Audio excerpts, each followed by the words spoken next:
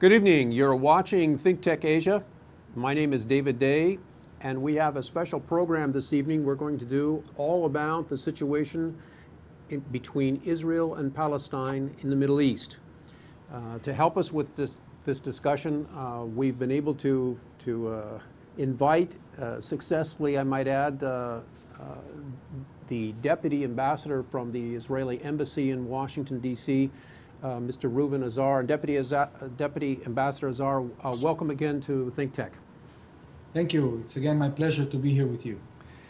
Ladies and gentlemen, one of the things I want to stress at the outset of this program is that I've been following, as perhaps you have, a number of the media reports about the conflict that's taking place between Israel and Palestine. And I personally have been very disappointed at the reporting because it tends to be very skewed on the Palestinian side and does not really present the facts accurately on the ground. And we have invited Deputy Ambassador Azar to help us with this discussion to see if we can lay out for you precisely what's going on so that you'll have a better understanding of this terrible conflict that has erupted between Israel and Palestine.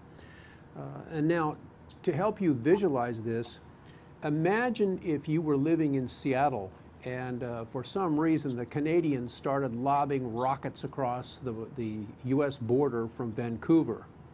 Or imagine if you were in Houston and there were rockets being lobbed into Houston from Mexico. Or imagine if you were in Miami and Cuba was firing rockets or munitions or artillery into Miami. And ask yourself, would you expect the United States military to respond to that, or would you just sit there and take it? And I think it's important to understand that perspective as we get into this particular conversation with Deputy Ambassador Azar here. Now, Reuven, is that analogy that I've laid out, is that approximately correct? Well, it's even less than correct because actually, as we speak today, 3/4 of our country, of Israel, is being in the range of those rockets. We have 6 million Israelis, that's 3/4 of our population, under this attack. And that would, the analogy would be that both New York, Washington, Boston, Chicago, all of those cities are being attacked. Including Honolulu. Yes, and rightly so. The population of Israel, the citizens of Israel, are demanding the Israeli government to take care of this problem.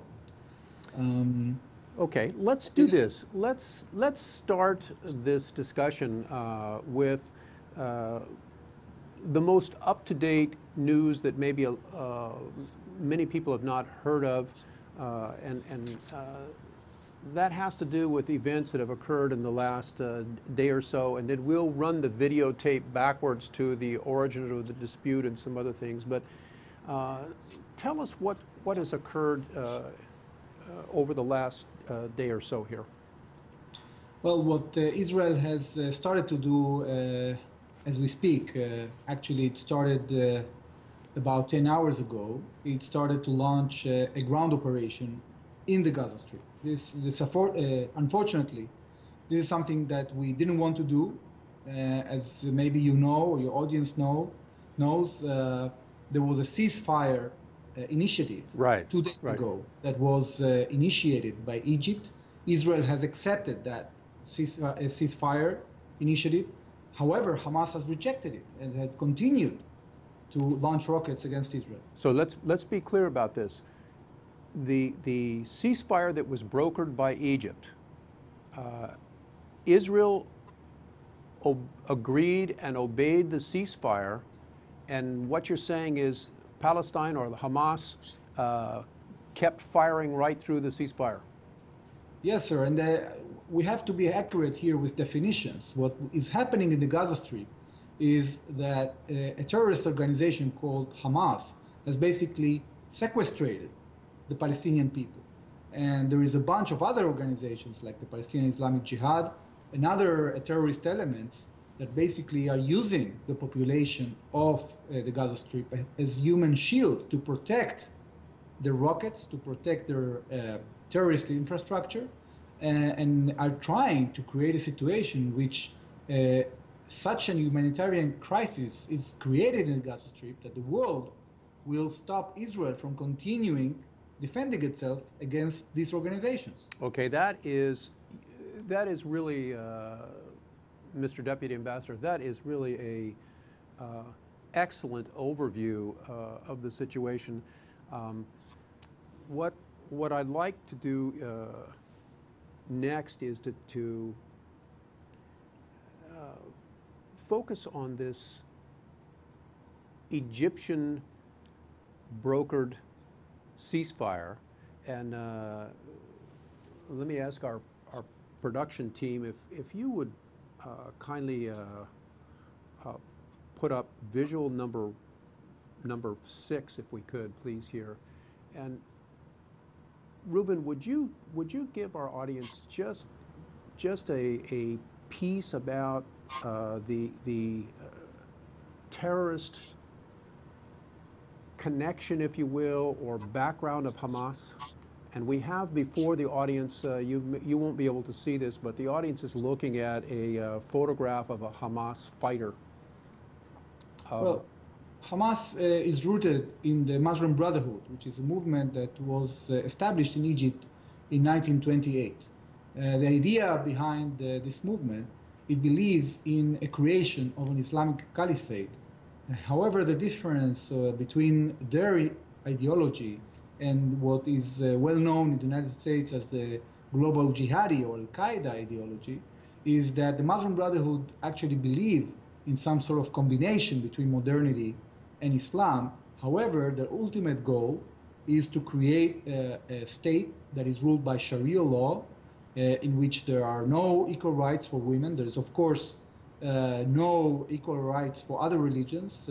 Of course, they don't accept the idea of the Jewish nation having sovereignty in the Holy Land, and they are dedicated to the destruction of the state of Israel, and that is their goal. Actually, in their convention, they say that a Muslim should kill Jews wherever they are, any Jew, without discriminating between Jews that live in Israel or in other places in the world.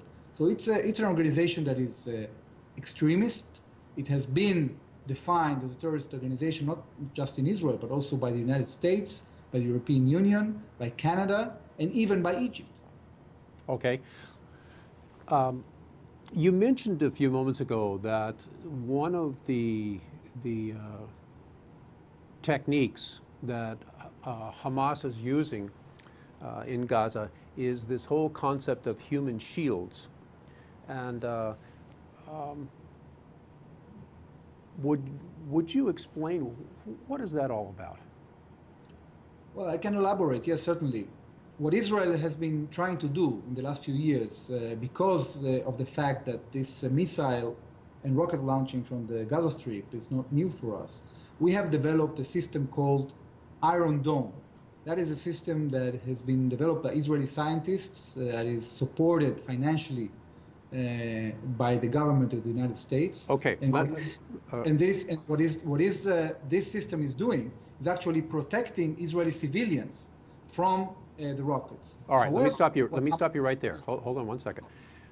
This is the whole notion of the Iron Dome and or concept of the Iron Dome. And Mr. Deputy Ambassador, what we're going to do now is to show the audience a video of this later in the show. We'll show them a video of this Iron Dome, how it operates. But continue with what you were saying. The Iron Dome, go ahead.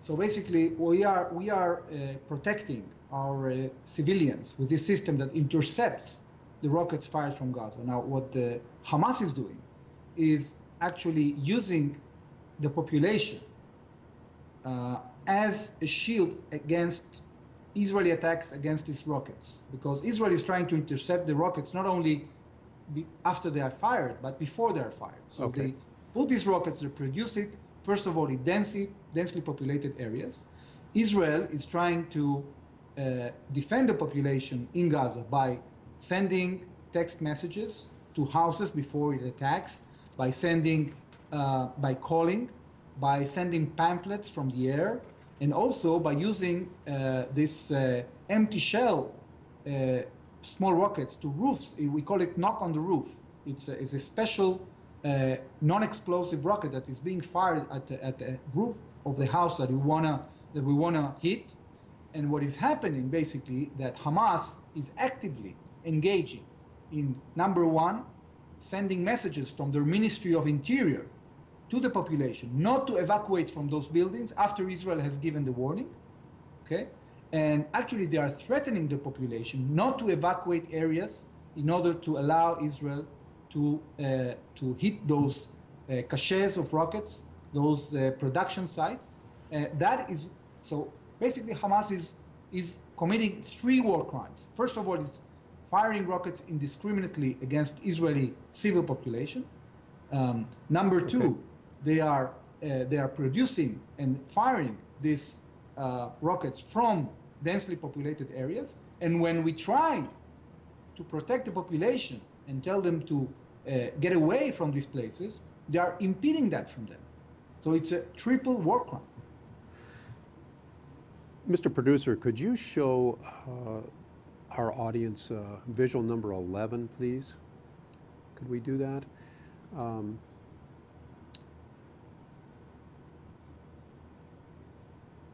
Mr. Deputy Ambassador, the audience is seeing a photograph, a picture that lists off the efforts that Israel has undertaken to minimize harm to civilians in Gaza, which is a summary of what you have just talked about. These direct phone calls to areas that are going to be targeted, the passing out of leaflets, even calling off airstrikes, this so-called knock on the roof, and the very pinpointed strikes.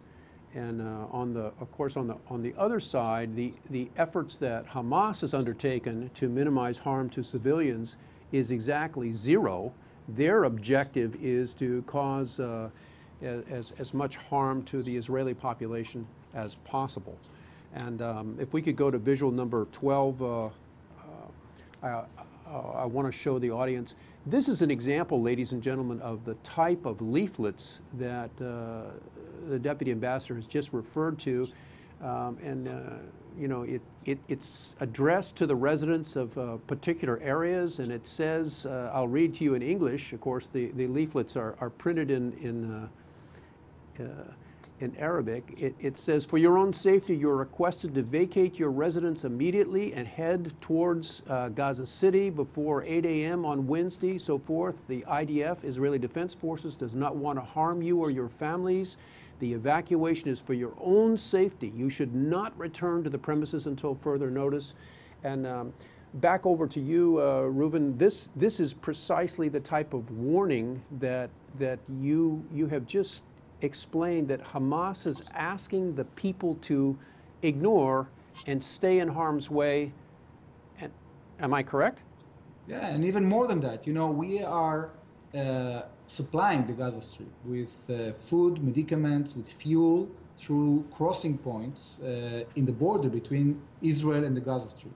What we've been seeing in the last 2 weeks is that Hamas and other terrorist organizations are bombarding those places in order to prevent those supplies to come into the Gaza Strip to Israel, again, in order to create a humanitarian crisis. Israel is risking the life of those people that are working in the crossing points in order to continue operate those crossing points and continue to supply the food and the medicament that the people of Gaza need in order to carry on with their lives. Okay, and these are being attacked. Let me summarize what you've said to make sure I understand it, Mr. Deputy Ambassador.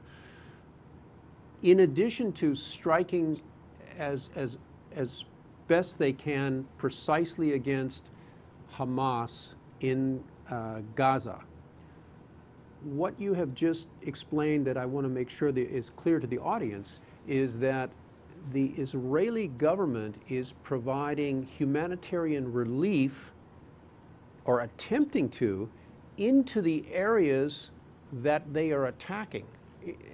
Am I correct? Did I misunderstand you, or am I correct? No, you're correct. It's not necessarily goods that are supplied by Israel itself.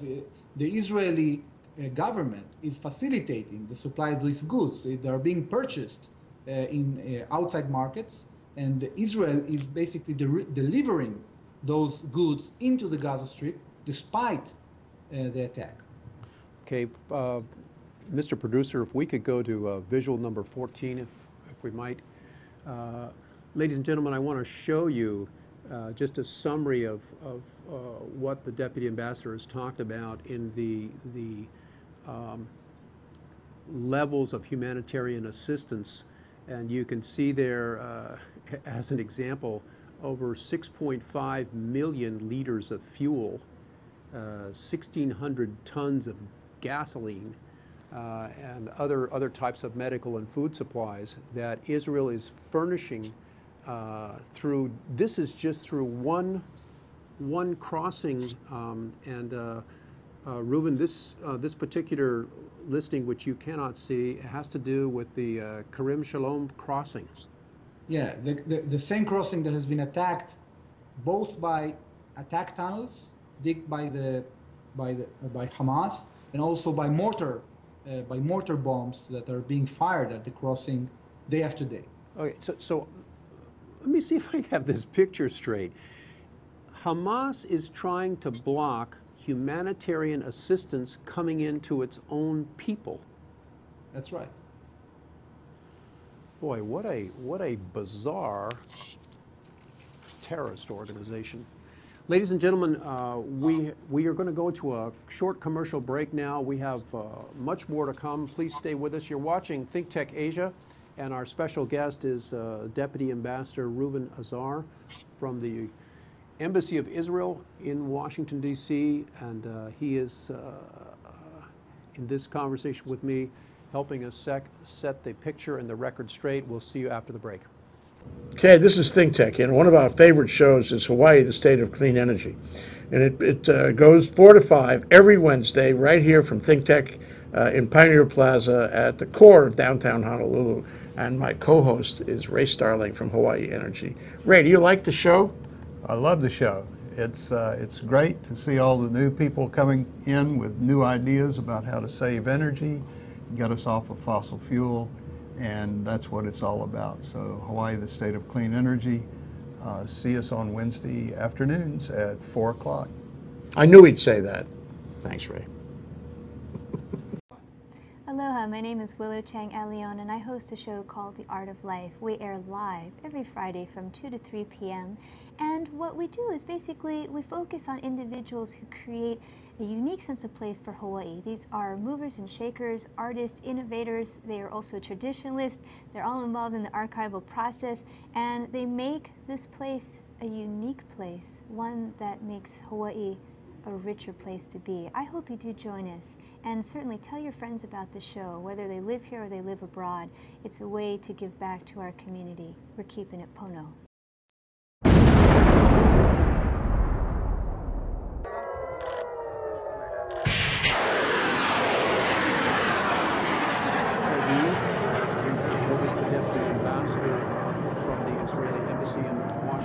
And you're seeing the guided missiles going after some Hamas rockets inbound into Israel.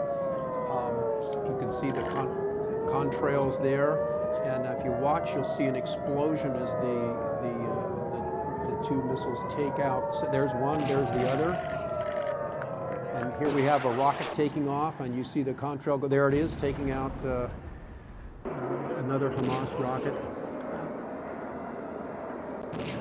We're back now, and so,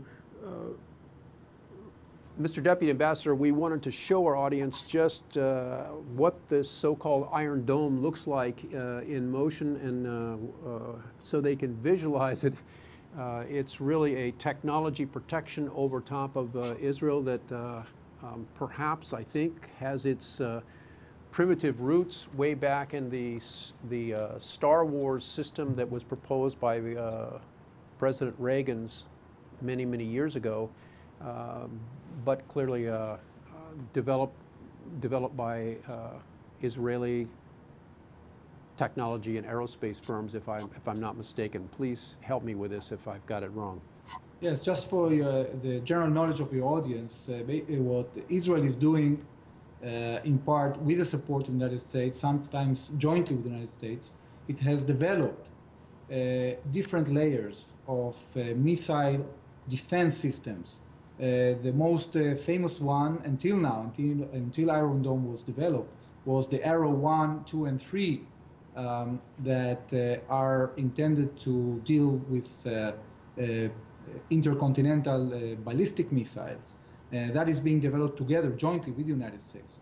There is a second layer called David Sling that is also developed with the United States jointly, and that is destined to defend from medium-term missiles.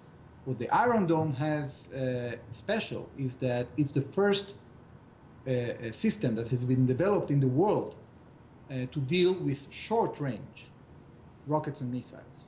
And this technology, I think, is going to revolutionize the way armies are protecting themselves, the way that countries are protecting themselves.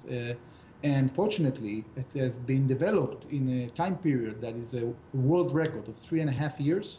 Usually these systems take about 10 years to be developed. But in Israel, we had the necessity, and we had developed it. And thank God and our scientists and the support of the United States financially, we have reached a situation in which this system intercepts more than 90% of the rockets that are being destined at our urban centers. You have to understand that until now there have been almost 2,000 rockets fired at Israel since the beginning of these events. This is just in the last several days. Over 2,000 rockets, or approximately that number? Approximately. We are getting there pretty fast. Most of those rockets are not being intercepted because they fall in open places, in open fields. So the Iron Dome only protects areas that have been so designated for protection. In other words, if the rocket is going to go into an empty field, you just let it go. Exactly. Okay. One of the things that you talked about was earlier in the first section of the program was the concept of the knock on the roof. Do you recall that? Yes. And Mr. Deputy Ambassador, what we want to do is show the audience an attempt by the Israeli Defense Forces what this knock on the roof really is like. And so, Mr. Producer, if you will cue up video number 3 and hold just for a second. So, Reuven, what the audience is going to see is a photograph or video of a building in Gaza, and there will be the knock on the roof, and there'll be the warning pause, and this particular raw footage is the exact amount of time that people have to get out of the building, and then we'll see what happens if they don't follow the warning. All right, Mr. Producer, let's roll that video. So here we have it. You can see the building to your right. Knock on the roof. You see that? Okay. Now imagine you're in that building. That was the knock on the roof that Deputy Ambassador Azar talked about. And so you have this is in real time now. That was the warning shot. And look at the amount of time that's been given to you to get out. Clear the building because it's going to be hit, and I want you to watch what happens now.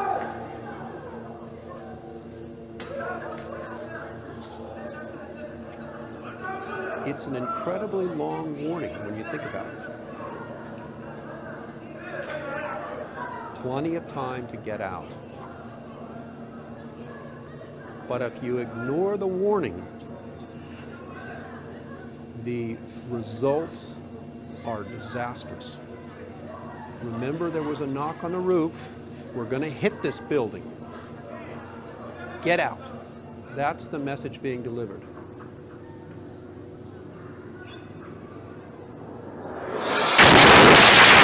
There you go.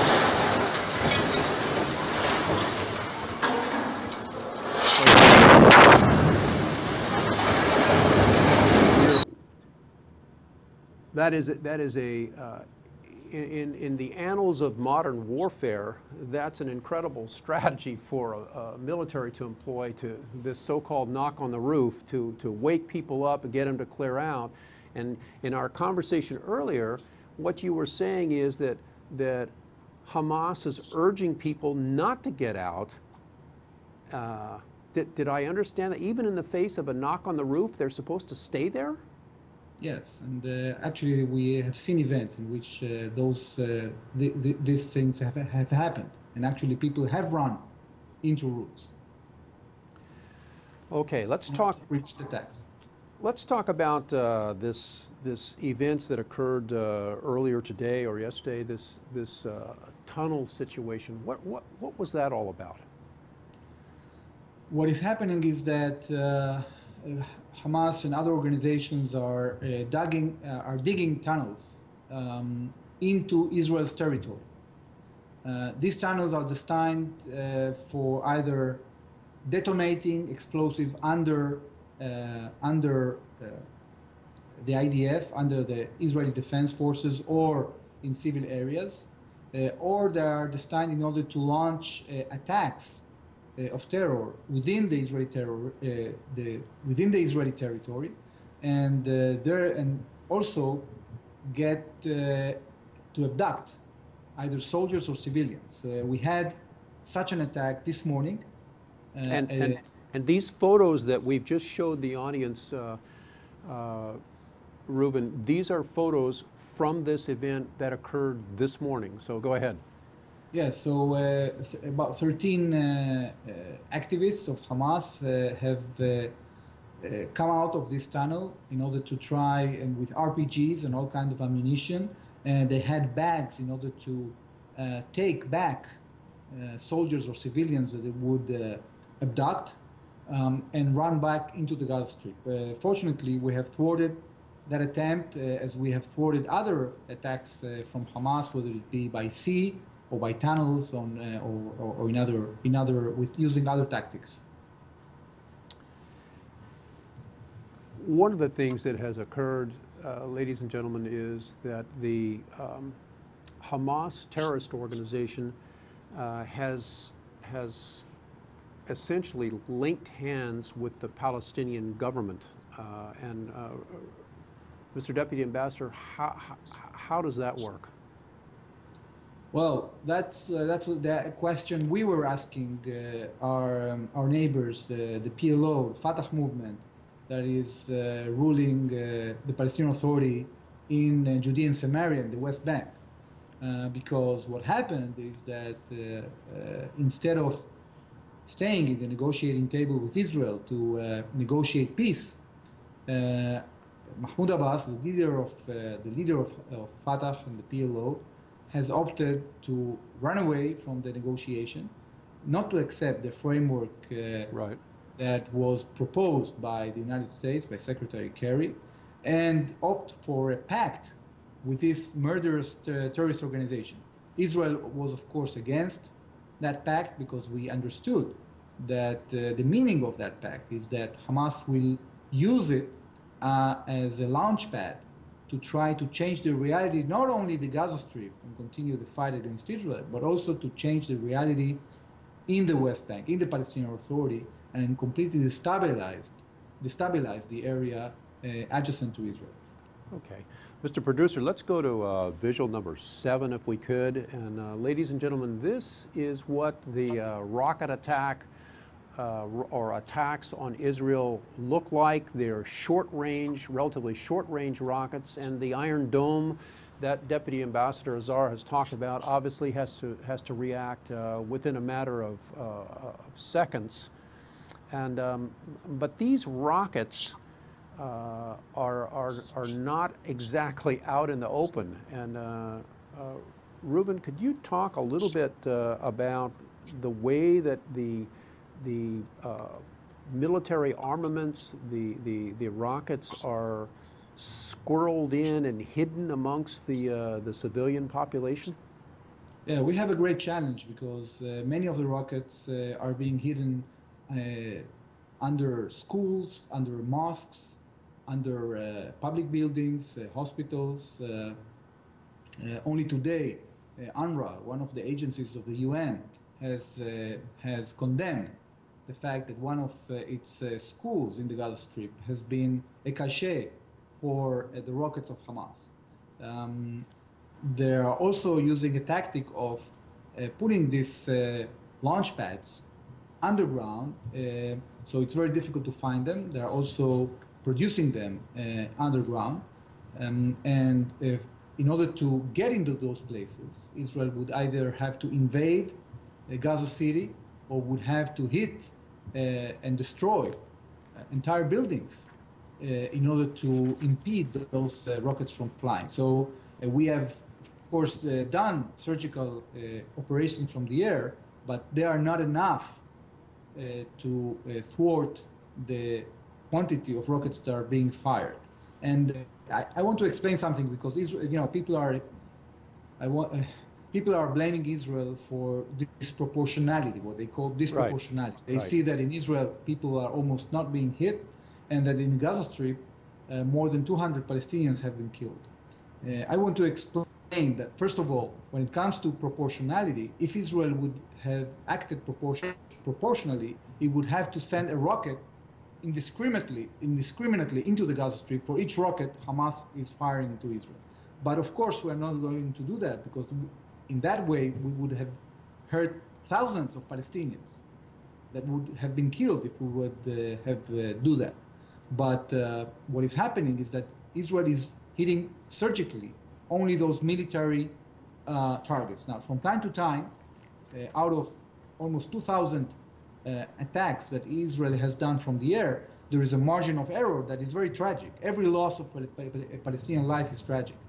But we have to take into account that Israel is doing its utmost not to hurt civilians.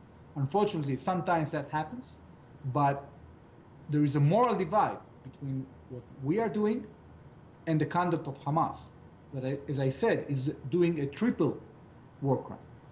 You raise a very interesting point, because I think a lot of the discussions about the dispute between Israel and the Palestinians, what we notice is that they tend to put Hamas and Israel on the same moral plane, and clearly with the type of tactics that Hamas is engaged in, that's a very unfair comparison to make. Let's do this.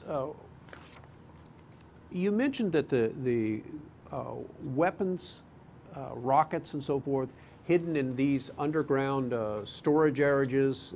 Today, the UN organization discovered some 20 rockets hidden in an abandoned school. And of course, when you do a surgical strike on a known Hamas location, if there are weapons and munitions that are hidden amongst the population nearby, and you don't know about it, you obviously get some unexpected collateral damage, correct? Right, but we are very careful. If we have any suspicion that civilians are there, we would prefer not to hit the target in order to save civilian lives. So we are doing an effort when we do know that there is a cache, to try and warn people to get out. Okay, let me show, Mr. Producer, let's show the audience video number 2. And ladies and gentlemen, here you'll see a surgical strike on a concealed weapons cache coming up.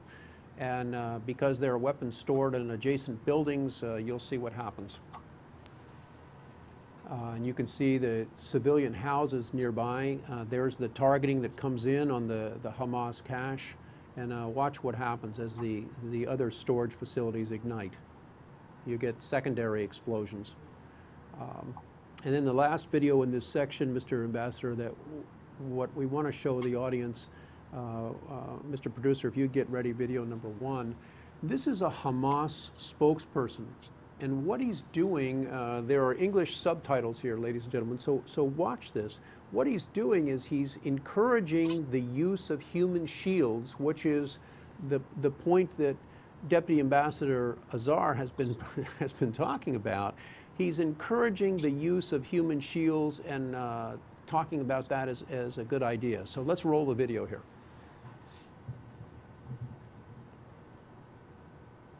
قبل ساعتين من الآن بثلاثة صواريخ مصيبة طائرات الاستطلاع الصهيوني، يعني خطوة جريئة قامت بها المواطنون بالتجمهر أو الاعتلاء أسطح سطح هذا المنزل، يعني لمنع طائرات الاحتلال أن يتعرض الناس وأن يواجهوا الطيران العسكري الإسرائيلي بصدور عارية ليحموا بيوتهم. أعتقد أن هذه سياسة أثبتت نجاعتها، ونحن في الحركة ندعو شعبنا إلى اعتماد هذه السياسة.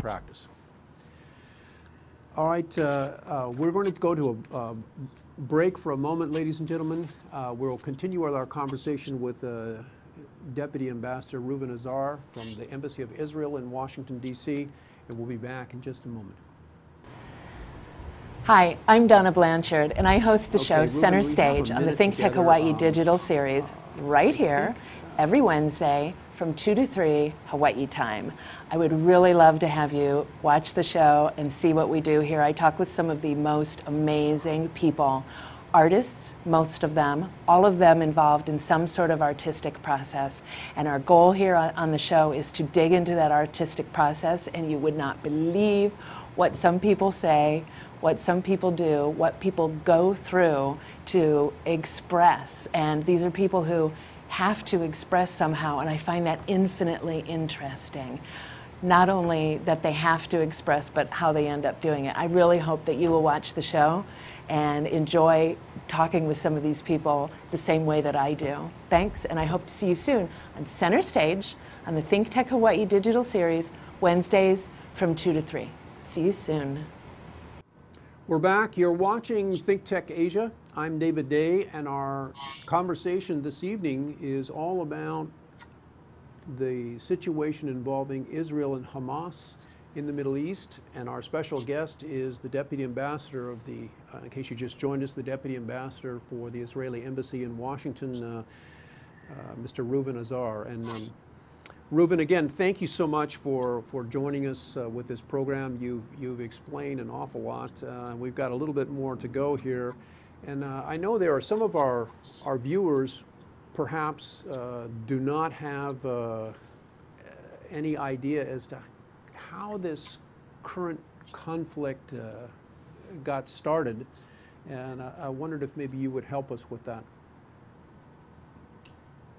Yes, certainly. Basically, what we have seen, there is a direct line that connects between this pact that the PLO, Fatah, has signed with Hamas and what we are seeing today. Because as I said previously, this pact was utilized by Hamas to try and change the circumstances in the West Bank and initiate what they call the third intifada, a violent attempt to change the situation on the ground and change the rules of the game in the relationship between Palestinians and Israelis.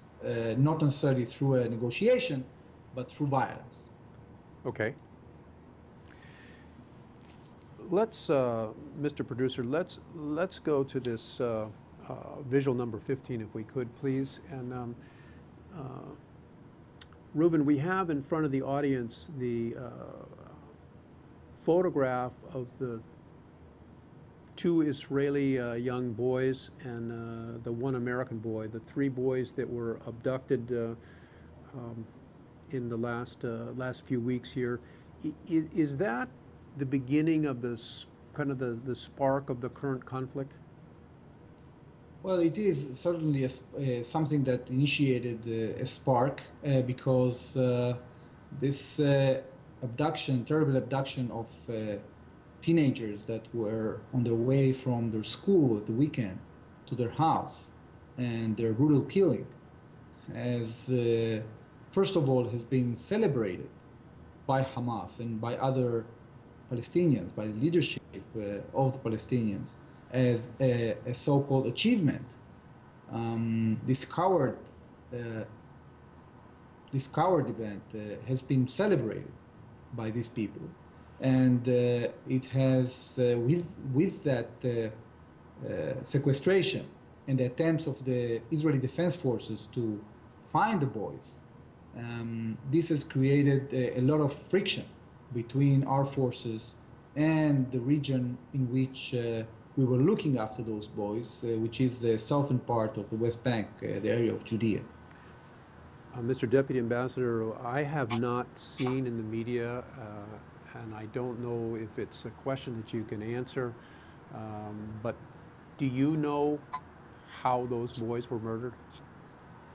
Unfortunately, yes. They apparently were trying to call when they saw that they are being abducted. One of them tried to call home, to call the police. Sorry, and when the murderers found out that he was calling the police, they basically shot with a revolver.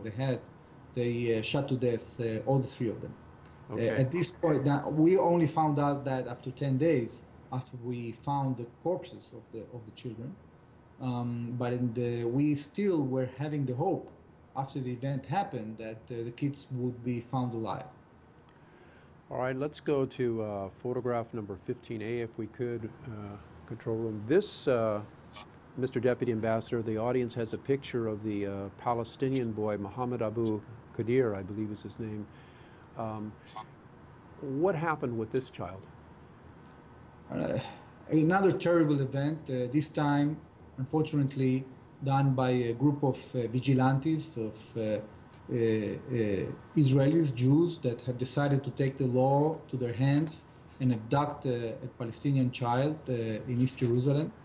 This terrible event was not only condemned by the government of Israel, by the Prime Minister, by the President, by a set of politicians, by the press, by the mayor of Jerusalem. Not only that happened, but the Israeli police immediately opened an investigation.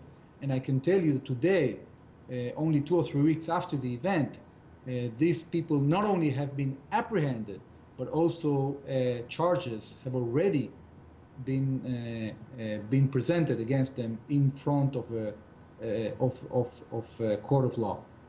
If we go back to the Israeli and American children, has there been any investigation on the Palestinian side? Have they captured the perpetrators? Have they taken them to justice at all? No. So what we've got is on one side we have a democratic civil society that is ready, willing, and underway in bringing its own citizens to justice for the awful murder of a Palestinian boy, whereas on the other side of the fence, Hamas or the Palestinians are not doing anything. No, we have to say for their credit that there has been cooperation with some of the Palestinian security apparatus in trying to investigate the whereabouts of the children.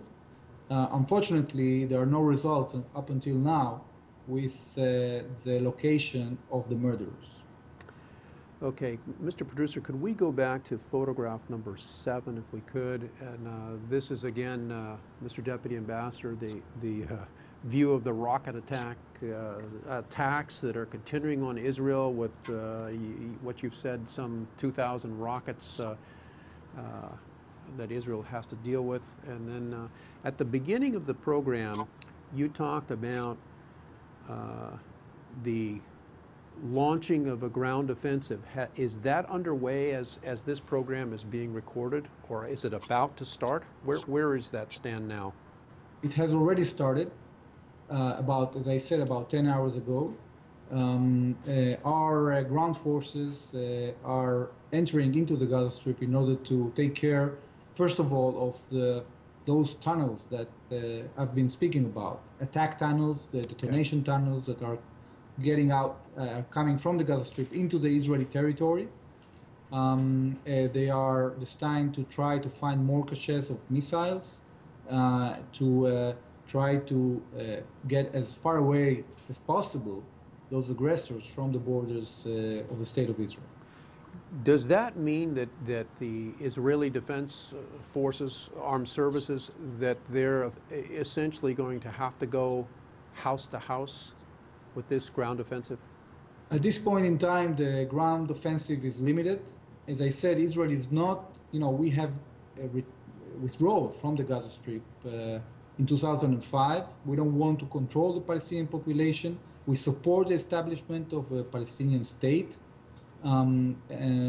But we want to get into a situation in which Hamas is forced to go back to a ceasefire that is sustainable, because we want to have quiet, we want to have peace, and we are going to continue pressuring Hamas and hit their targets, their missiles, their infrastructures until we reach that goal. Is Israel taking on fire from other neighboring countries other than the Gaza Strip? Yes, there have been a few attacks, not very significant, but there have been some attacks from the area of Lebanon. There is a Palestinian organization there that is linked with global jihadi forces, and that organization has fired about 3 or 4 times to our northern part of the country, the Galilee. And there have been other attempts to fire at Israel from the north, from the territory of Syria. Again, this is not a very big number of rockets coming from there. A few cells of smaller terrorist organizations that are doing that. But there is a sense that Hamas wants to create a feeling that all of the territory of Israel is going to come under attack if it continues the campaign against them.